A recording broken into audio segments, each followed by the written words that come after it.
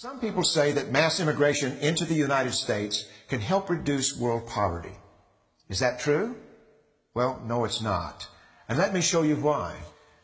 This gumball represents the 1 million legal immigrants that the United States has taken every year on average since 1990. Now, who in the world deserves our humanitarian compassion? The World Bank has one measure of the desperately poor of the world. They make less than $2 a day. And how many people make less than $2 a day in the world? We'll start with Africa.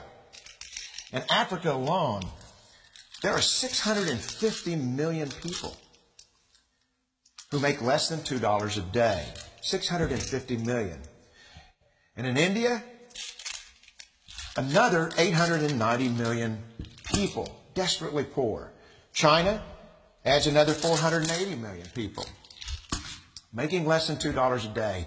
And unfortunately, the rest of Asia has a heartbreaking 810 million people who the World Bank says make less than $2 a day. And finally, there's 105 million of Latin America's population that are desperately poor. All told, the World Bank says there are 3 billion people in the world. 3 billion people who are desperately poor, making less than $2 a day. That's 3,000 gumballs. And every year, we take 1 million and suggest that we've somehow made a humanitarian difference. Of course, we don't pull our immigrants from these desperately poor populations, do we? These people are too poor, too sick, too disconnected to make it here as immigrants. We tend to pull our immigrants out of the better off poor of the world. And Mexico tends to define the type of immigrant that we bring here because the plurality of people come from Mexico. And Mexico is poor. How many people in the world live in countries that have average incomes lower than that of Mexico? And the World Bank tells us that that number is these 3 billion plus another 2.6 billion people.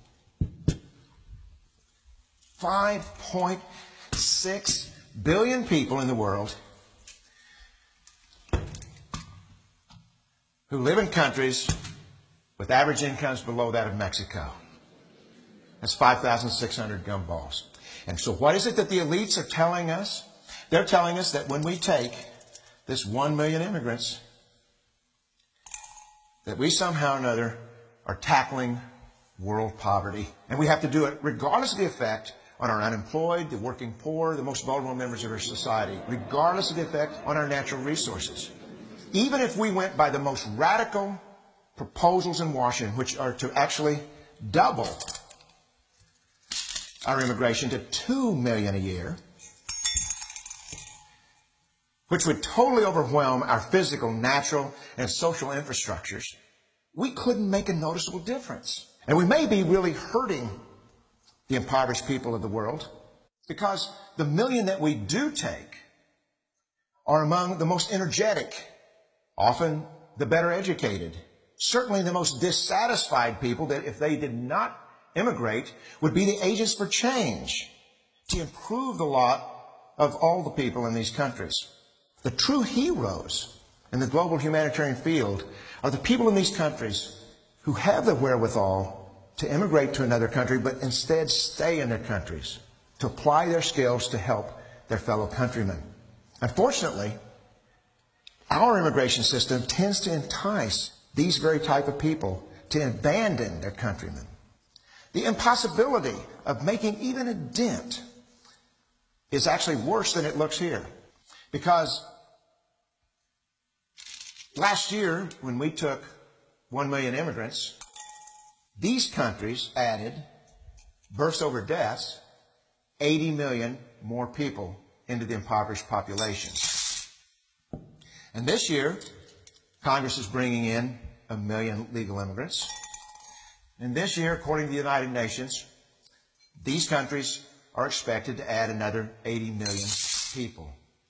And next year, you can be quite sure that Congress, unless stopped by the American voters, will bring in another 1 million immigrants. And these countries, unfortunately, will be adding another 80 million people. into these impoverished nations.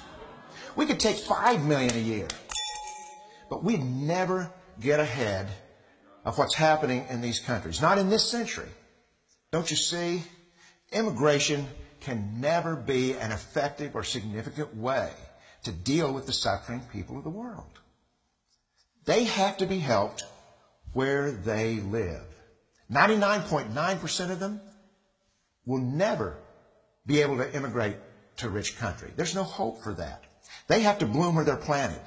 The only place that 99.9% of these people can be helped is where they live. Let's help them there.